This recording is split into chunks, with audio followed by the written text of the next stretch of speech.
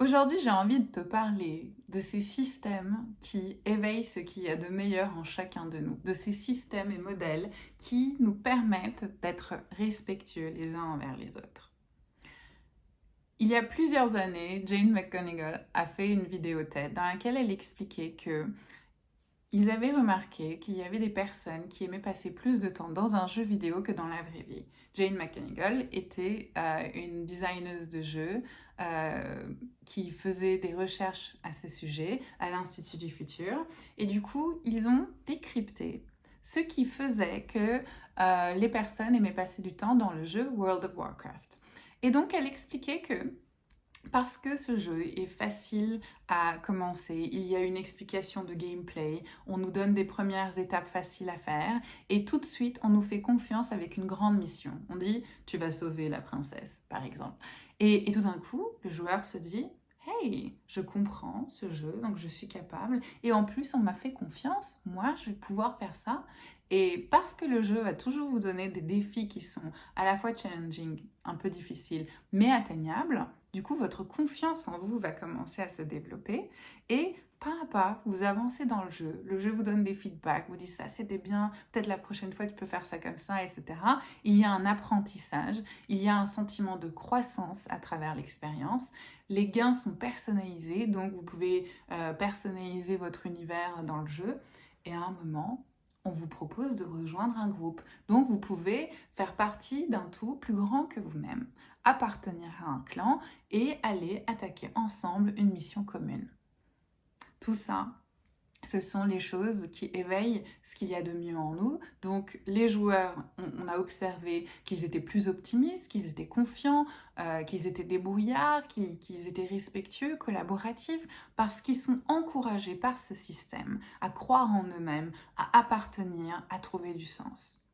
Donc ça, c'était une grande inspiration qui est restée avec moi depuis parce que je sais qu'on peut utiliser ces apprentissages et aller plus loin, les appliquer dans nos systèmes, dans nos vies actuelles. C'est d'ailleurs ce que Jane McGonigal a continué de faire les années suivantes. Elle a développé des jeux à la fois sur des grandes causes pour apprendre en jouant aux individus à ne pas gaspiller de l'eau, des jeux qui ont appris indirectement des personnes à développer des business, un jeu aussi qui aidait les personnes à se motiver à faire les corvées à la maison, etc. Dans une autre vidéo, une vidéo qui a été faite par le fondateur d'Airbnb, la vidéo s'appelle We Design for Trust. Donc c'est une vidéo qui explique comment Airbnb a dépassé le plus grand obstacle lors de sa création. Donc, ce monsieur nous explique que lorsqu'il a commencé à raconter à ses amis qu'il voulait monter une boîte où les gens allaient dormir les uns chez les autres, on lui a ri au nez. On lui a dit je crois pas que je vais donner les clés de chez moi à des inconnus pour qu'ils viennent et qu'ils cassent tout.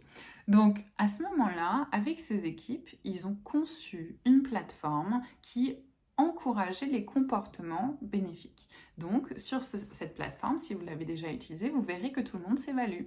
Si j'ai été dormir chez quelqu'un, j'évalue la personne sur l'état de sa maison et cette personne m'évalue sur comment elle a retrouvé sa maison après que je sois partie, la relationnelle, etc.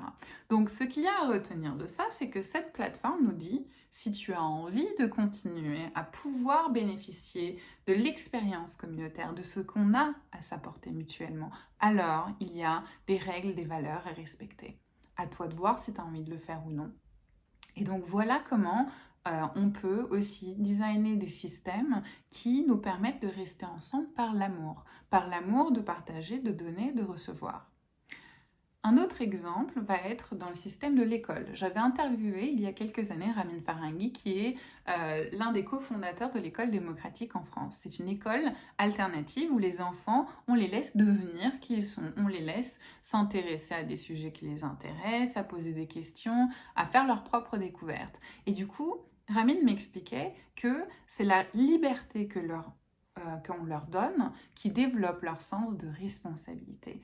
Parce qu'ils sont libres de naviguer dans les relations, dans la vie, Ils savent que chaque acte a des conséquences. Il y a un objectif qu'ils veulent atteindre, il y a un chemin qui y mène, il y a des choses à respecter. Or, dans des systèmes qui vont être plus de l'ordre du contrôle, dans des systèmes plus classiques, où on va dire par exemple à des personnes, si tu fais ça, ça, ça, je te promets réussite, si tu fais tes études, si tu as des bonnes notes dans tous les cours, tu vas avoir un job, tu vas pouvoir payer ton loyer. Déjà d'une, c'est pas toujours vrai, donc ensuite ça peut créer des soucis de méfiance, des soucis de manque de confiance dans l'État, etc. et briser l'unité. Et d'un autre côté, ces personnes qui sont habituées à faire ce qu'on leur dit ne prennent pas le temps de se renforcer eux-mêmes. Ils ne prennent pas le temps de faire face aux hauts et bas de la vie, de se découvrir, d'avoir leur propre empowerment. Et du coup, ils deviennent dépendants du système. Et lorsque le système ne répond pas, ils tombent en peur parce que non seulement ils sont dépendants, mais en plus le système ne répond pas et eux-mêmes ne savent pas comment s'en sortir. C'est donc à nous de bien retenir les grandes inspirations des modèles qui marchent pour pouvoir apporter de l'empowerment à chaque membre d'une équipe pour que l'ensemble puisse prospérer. Dernier exemple, ça va être 2 livres dans l'univers du management et de l'entreprise. Le premier s'appelle Holacracy et le deuxième que j'ai beaucoup aimé, c'est Reinventing Organizations. Dans ces 2 livres, on commence à découvrir qu'il y a des leaders qui explorent de nouveaux modèles. Des modèles dans lesquels une entreprise s'est désormais vue comme un projet avec une mission, avec un sens, avec un objectif à atteindre. Et les personnes qui viennent, qui choisissent de se mettre autour de la table, sont des personnes qui ont envie de contribuer à ça, qui voient quel rôle ils peuvent jouer, ce qu'ils peuvent apporter, qui ont plaisir à apporter ça. Ils répondent donc à la fois à un besoin, mais aussi à un plaisir, à un bonheur, à un amour, parce qu'ils aiment faire ce qu'ils vont faire à cet endroit-là.